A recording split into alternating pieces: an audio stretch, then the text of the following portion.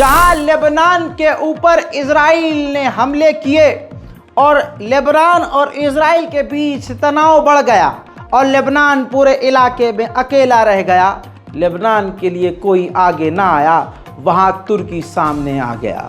मेरे दोस्तों, रजब Tayyip Erdogan तुर्की के राष्ट्रपति ने साफ कहा कि इजराइल के गंदे हाथ गाजा के अंदर हैं और गंदी नज़र लेबनान के ऊपर भी है। अगर इजराइल की फौज लेबनान के अंदर घुसी तो हम अपनी फौज लेबनान भेज देंगे लेबनान की मदद के लिए। यानी लेबनान के अंदर तुर्की की फौज जाएगी लेबनान और हिजबुल्लाह की मदद के लिए। यानी मिडिल ईस्ट में एक खतरनाक जंग के आसार बन चुके हैं। वहीं आपको बता दूं कि रजब तैयब एर्दोगान ने यह कहा कि लेबनान और फिलिस्तीन के लिए ही खतरा नहीं है इजराइल, बल्कि इजराइल पूरी दुनिया और इंसानियत के लिए एक बड़ा खतरा बन चुका है। मेरे दोस्तों, लेबनान तुर्की की फौज जाएगी, इस बात का कंफर्मेशन पूर्व एम्बेसडर जो इजराइल के लिए तुर्की का था उसने भी कंफर्म कर दिया है कि हाँ, हमारे देश की फौज लेबनान जाएगी अगर इजराइल ने एक और कोई गलत कदम लेबनान के खिलाफ उठाया। वहीं रजब तैयब एर्दोगान ने अभी चंद रोज पहले और भी लोगों का दिल जीत लिया था ये बात कह के कि हमें और मजबूत होना होगा और हम फिलिस्तीन की मदद के लिए फिलिस्तीन ऐसे ही घुस सकते हैं जैसे हम अज़रबैजान की जंग में और लीबिया की जंग में फौज समेत कूदे थे।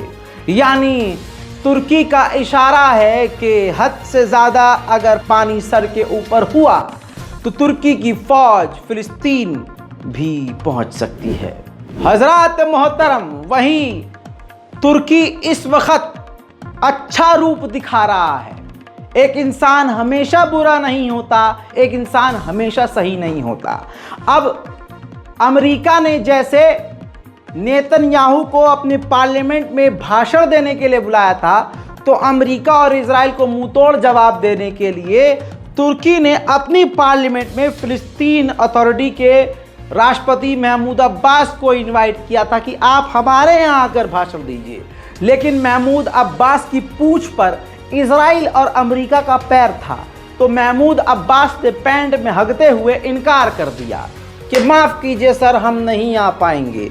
इस पर तुर्की भड़क गया, जो कि उसका भड़कना तय था। तुर्की के राष्ट्रपति रजब तैयब एर्दोगान ने कहा कि इसी वक्त महमूद अब्बास माफ़ी मांगे और इसके बाद तुर्की का एक सख्त कदम, तुर्की ने कह दिया कि यह नहीं तो हम अबू उबैदा को इनवाइट करेंगे। अबू उबैदा वो जिसने इजराइल की नाक में दम किया है, अबू उबैदा वो जो हमास का टॉप लीडर है, अबू उबैदा वो जिसके नाम से इजराइल पैंट में मूत देता है। अगर अबू उबैदा को तुर्की ने अपनी पार्लियामेंट में बुला लिया तो गदर ही मच जाएगा। इजराइल के पेट में इतनी तकलीफ हुई कि अब इजराइल ने नेटो से मांग की है कि नेटो से तुर्की को निकाल दिया जाए, लेकिन नेटो में इतनी हिम्मत और इतनी औकात नहीं है कि वो तुर्की को नेटो की मेंबरशिप से बाहर फेंक दे। हजरात, तुर्की और इजराइल इस वक्त धीरे धीरे आमने सामने आकर भिड़ गए हैं। इजराइल के विदेश मंत्री ने देखिए ये ट्वीट किया है जिसमें एर्दोगान को कंपेयर किया है सद्दाम हुसैन से। कहा है कि सद्दाम हुसैन के रास्ते पर एर्दोगान चल रहा है, लिहाजा एर्दोगान को यह याद रखना होगा कि सद्दाम हुसैन का भी हाल क्या हुआ था। चलिए, सद्दाम हुसैन के बारे में मैं एक बात बोल देता हूँ। सद्दाम हुसैन ने अपनी ज़िंदगी में क्या अच्छा किया क्या बुरा किया एक तरफ, लेकिन रजब तैयब एर्दोगान न सद्दाम हुसैन है न सद्दाम हुसैन एर्दोगान था। तुर्की के राष्ट्रपति और तुर्की में इतनी ताकत है कि अगर तुर्की अपनी वाली पर आए तो फिर इजराइल का इजरा और ईल अलग कर देगा और इजराइल में इतनी कील ठोकेगा तुर्की कि समझ में नहीं आएगा कि हगना कहाँ से और मूतना कहाँ से। मेरे दोस्तों, तुर्की और इजराइल के बीच हिंसक बातचीत शुरू हो चुकी है। अब तुर्की के राष्ट्रपति ने कहा कि जैसे यह कट्टरवादी था हिटलर, ये भी जैसे हिटलर का जुल्म ख़त्म हुआ वैसे नेतन्याहू का भी ख़त्म होगा, और जो उस हिटलर का अंजाम हुआ, नाजी का अंजाम हुआ, वैसे ही इनका भी होगा। उधर इजराइल ने कन्फर्म कर दिया है कि हमने बड़ा हमला करके लेबनान के अंदर हिजबुल्लाह के टॉप लीडर के दूसरे कमांडर को कत्ल कर दिया है। बहरहाल दोस्तों, आपको बताना चाहूँगा कि बैरूत में जो इजराइल ने आतंकी हमला किया उसमें ये एक महिला और महिला के साथ साथ ये 2-3 बच्चे प्यारे प्यारे मारे गए हैं। लेबनान के बैरूत में जब इजराइल ने बमबारी और मिसाइल दागी, उस वक्त एक मिनी मॉल के सीसीटीवी कैमरे में उस हमले की शिद्दत भी रिकॉर्ड हुई।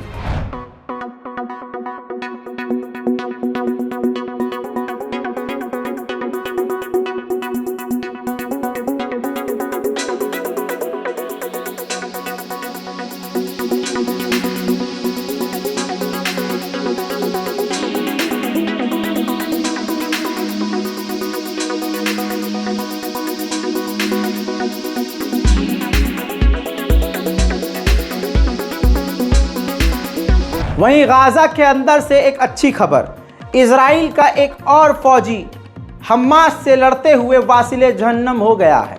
इसके अलावा 15 से 20 इजराइल के सैनिक पिछले 3 दिनों में गाजा की सरजमीन। उधर फिलिस्तीनी डॉक्टर ने कन्फर्म किया है कि हम ये रोज़ देख रहे हैं कि जो छोटे छोटे बच्चे आ रहे हैं इलाज के लिए घायल अवस्था में, उनके सर पर या सीने पर गोली होती है। जानबूझकर उनको इस तरह से गोली मारी जा रही है कि जिनका बचना मुमकिन ही ना हो। इजराइल पूरी ताकत से गाजा के तमाम बड़े बड़े इलाकों और शहरों को एक साथ बम से उड़ाकर समतल कर रहा है, बराबर कर रहा है।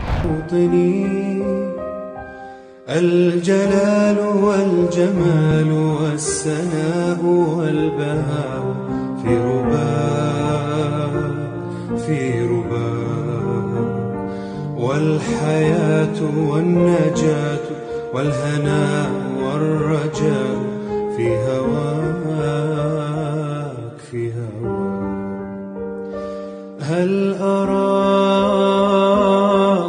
أراك سالما منعما وغانما مكرما سالما منعما وغانما مكرما। इजराइल पूरी तरह से मुसलमानों की भावनाओं को आहत कर रहा है। जानेमाज पर जूते लेकर खड़ा है ये इजराइल का सूअर का बच्चा। उम्मीद करता हूं कि इस वीडियो को आप शेयर करें, शायद अरब देशों तक ये विजुअल पहुंचे और उनकी गैरत जाग जाए। बताना चाहूँगा, जिन जिन देशों में ये हमारी वीडियो देखी जा रही है, ऑटोमेटिकली यूट्यूब हमारी वीडियो को वहाँ की लैंग्वेज में कन्वर्ट करता है। उम्मीद करता हूं कि बिना ये सोचे कि लोग हमारे दूर तक वीडियो नहीं देख रहे हैं, बिना ये सोचे अल्लाह का नाम लेकर इस वीडियो को शेयर करेंगे। जितने सब्सक्राइबर हमारे ज़्यादा होंगे उतनी हमारी आवाज़ मजबूत और दूर तक जाएगी। अगर आपको लगता है कि ये इंसान आपके दिल की बात कह रहा है तो वीडियो को शेयर कीजिए। हाल गज़ा का ये हो गया है कि लोग कब्रिस्तान और खुले आसमान के नीचे सड़कों पर रहने पर मजबूर हो गए हैं।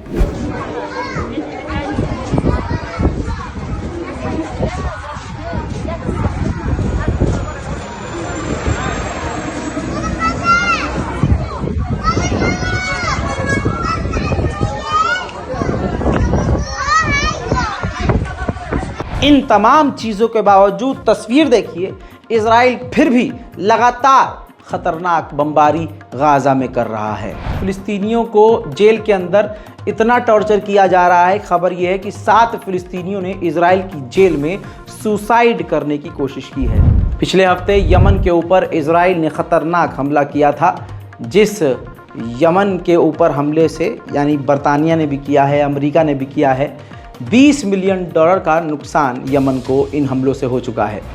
गाज़ा के अंदर इजराइल के सैनिक सिर्फ टाइम पास करने के लिए बिल्डोज़र के ज़रिए और टैंक के ज़रिए फ़िलिस्तीनियों की गाड़ियों को कुचल रहे हैं।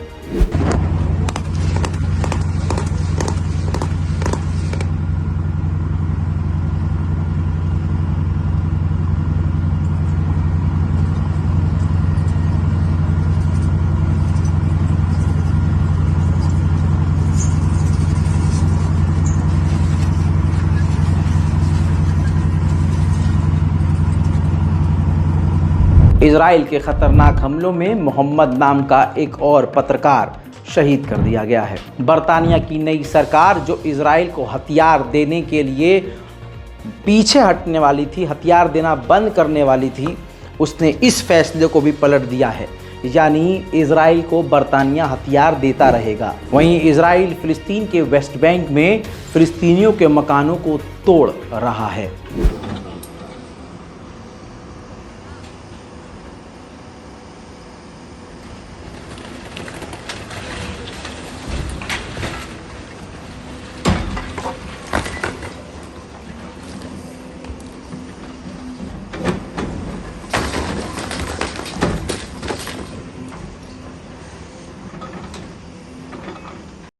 هلا شو هذا ديهم سرقت مي من محل قبل كم يوم.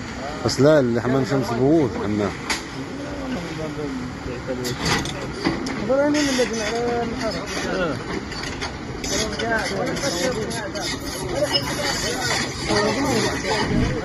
इसी तरह से इजराइल के आतंकवादी निवासियों, वेस्ट बैंक में रहने वाले लोगों के ऊपर, फिलिस्तीन ऊपर जो इजराइल के सेटलर्स हैं उन्होंने फिलिस्तीनियों की गाड़ियों पर गालियां लिखी, उनकी गाड़ियों और घरों में आग लगा दी। वहीं इजरायली आतंकी स्टेट ने, इजरायली मिलिट्री ने गाज़ा के अंदर एक स्कूल के अंदर बम लगाकर उड़ा दिया है।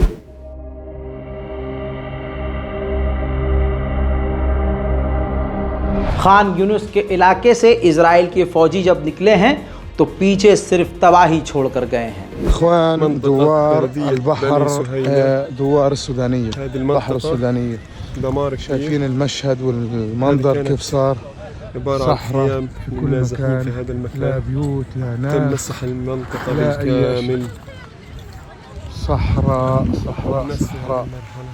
هذا هو المشهد من دوار السودانيه، دوار بحر السودانيه في شمال غزة. هذه بيوت كلها مدمرة ومفرغة بفعل أحزمة نارية مكثفة ضربت هذه على المنطقة، لا حياة للناس ولا للسكان، كل هذه البيوت مهجورة. يعني كما نشاهد هذا المكان الذي تواجدت فيه الآليات الإسرائيلية وقامت بعمليات حفر واسعة في المكان وصلت إلى 40 مترا في عمق الأرض، بالتحديد بجوار مقبرة بني سهيلة. هذا المكان يعني تم حفره بالكامل، حفر عميقة وكبيرة وواسعة وتدمير للمقابر كذلك. يعني كما نشاهد هذه مخلفات الاحتلال الإسرائيلي अथना दखूली लिलमंतक़ा। वहीं डोनाल्ड ट्रंप तो डरा रहा है खुल्लम खुल्ला इजराइल को, कह रहा है अमरीकी यहूदियों ने अगर मुझे वोट नहीं दिया तो इजराइल ज़्यादा लंबे समय के लिए बचेगा नहीं।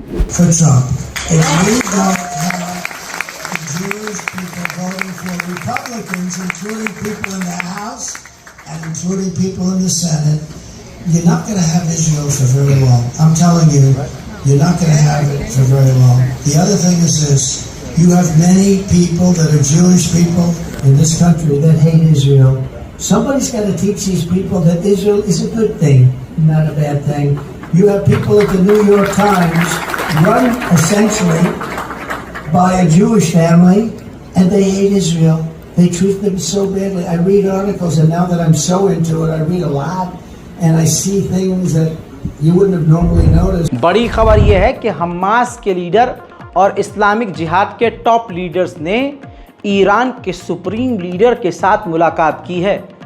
अब इसके बाद इजराइल और अमेरिका के पेट का दर्द और बढ़ गया है।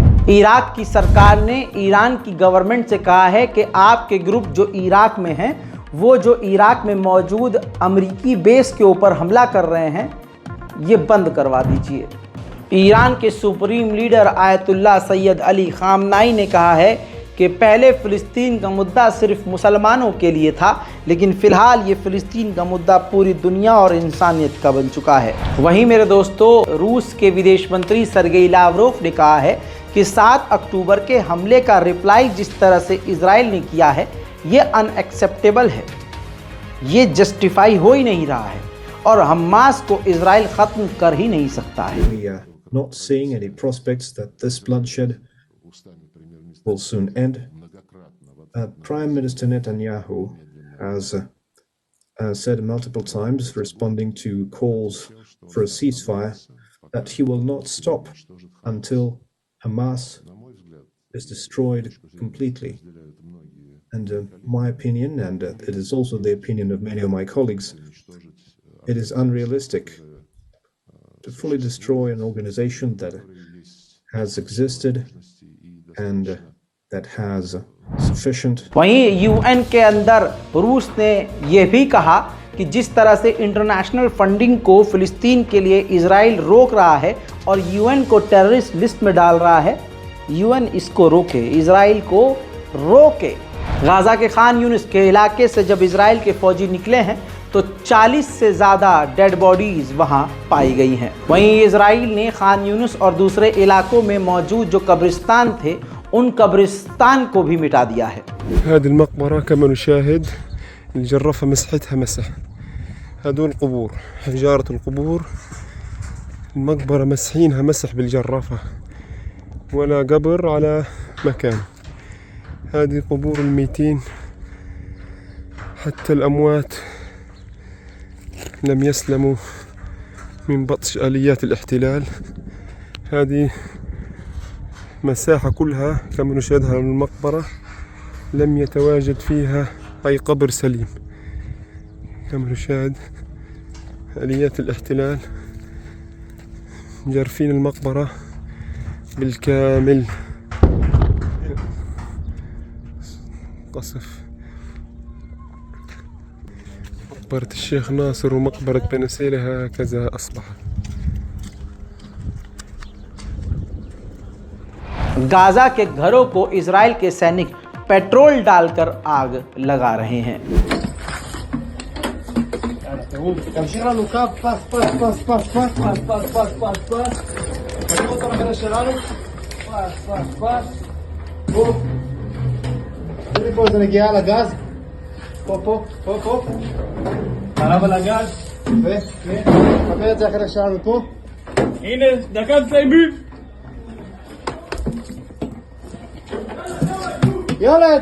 गाज़ा का सबसे पुराना चर्च सेंट फोस्फोरियस, जो गज़ा का सबसे पुराना गिरजाघर था, सबसे पुराना, उसके भी ऊपर इजराइल ने बमबारी की है।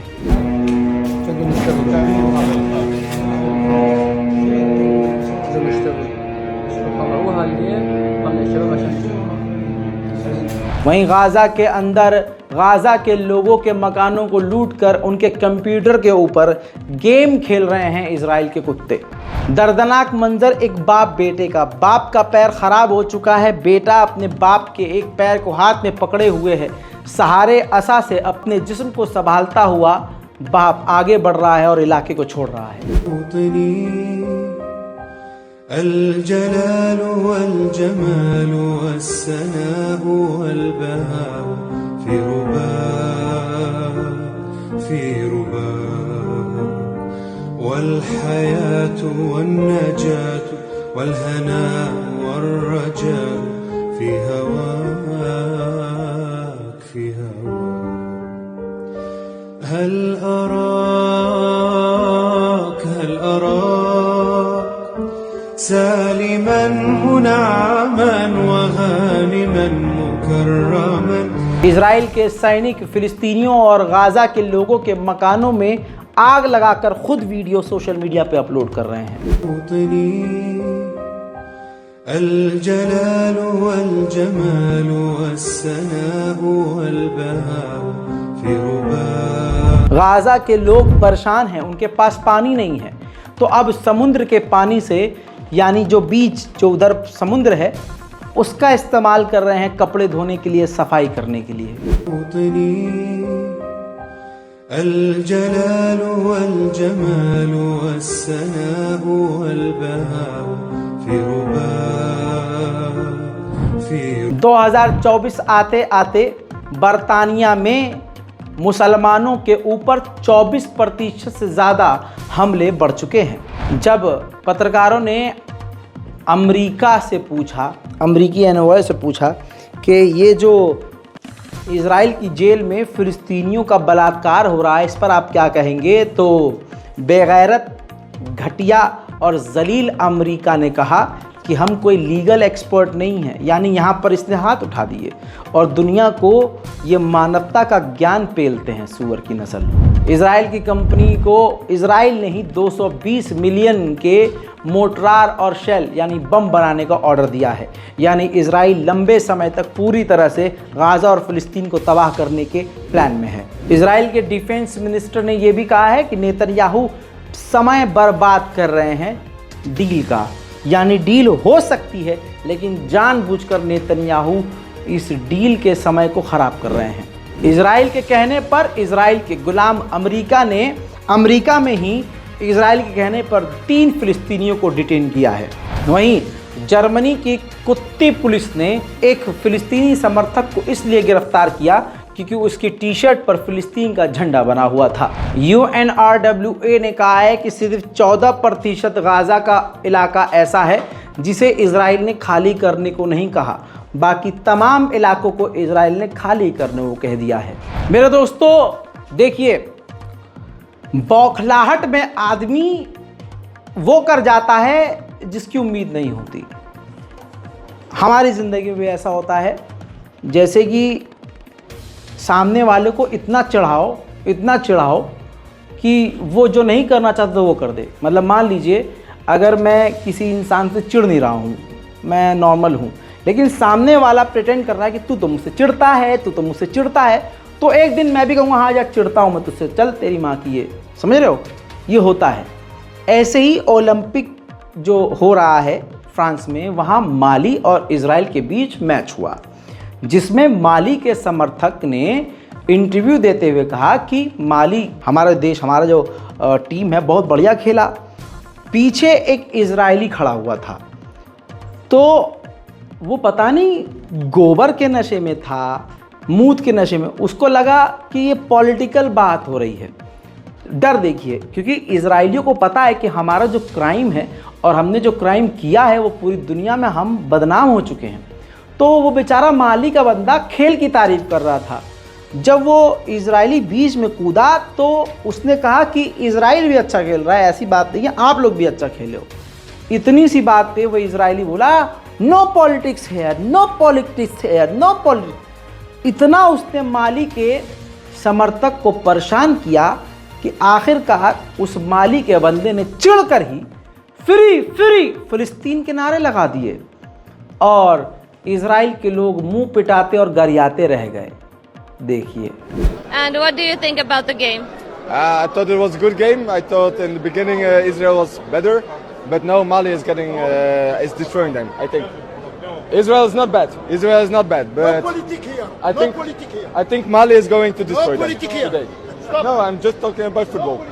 I'm just talking about football. Mali the best, no politic here. Free Palestine! Free Palestine! Free Palestine! Free Palestine!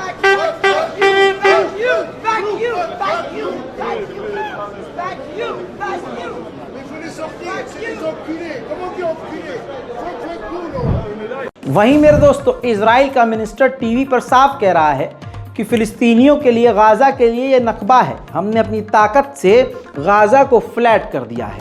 אנחנו פשוט עם כוחות עצומים, עם חרדים, מתנחלים, אנשי גבעות, אני, שמאלנים, כאילו חבורה מאוד מגובשת, פשוט כל יום בהתקפות, משטחים את הרצועה.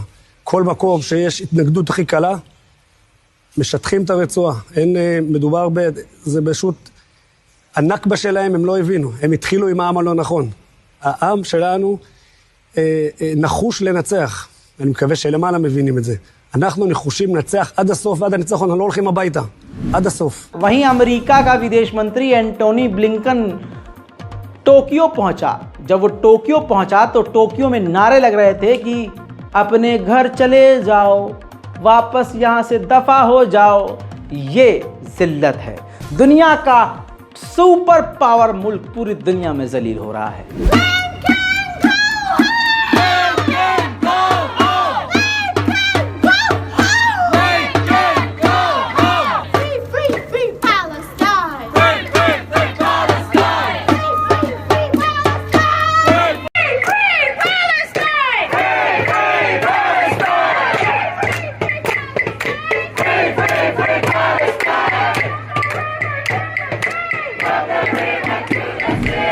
वहीं जर्मनी की पुलिस ने कई सारे फिलिस्तीनी समर्थकों को गिरफ्तार किया है। उधर नेबुलस के इलाके, फिलिस्तीन के नेबुलस के इलाके से कई फिलिस्तीनियों को इजराइल की आतंकवादी पुलिस ने गिरफ्तार किया है। الجلال والجمال والسناء والبهاء في رباء والحياة। खबर यह है कि यूएई और इजराइल मिलकर यमन में एक मिलिट्री बेस बनाएंगे, जिससे वो हुथीज और ईरान को मुंहतोड़ जवाब देंगे। खबर ब्रेकिंग ये है कि इराक के कई इलाकों पर अमेरिका ने एयर स्ट्राइक की है। मेरे दोस्तों, पूरी दुनिया में मैकडॉनल्ड के बाइकॉट के बाद 2020 के बाद सबसे ज़्यादा गिरावट आई है। कहा जा रहा है 12 से 15% मैकडॉनल्ड की सेल्स गिर चुकी है। मेरे दोस्तों, इस बारकोड का इस्तेमाल कीजिए ज़्यादा से ज़्यादा, ताकि गाज़ा और फ़लस्तीन की हम मदद कर सकें जितनी भी कर सकते हैं। इसके साथ ही अपनी राय कमेंट में ज़रूर लिखिए और हमारे चैनल रज़ाग्राफ़ी को सब्सक्राइब ज़रूर कीजिए। मैं हूं रज़ा और आप देख रहे थे रज़ाग्राफ़ी। जय हिंद।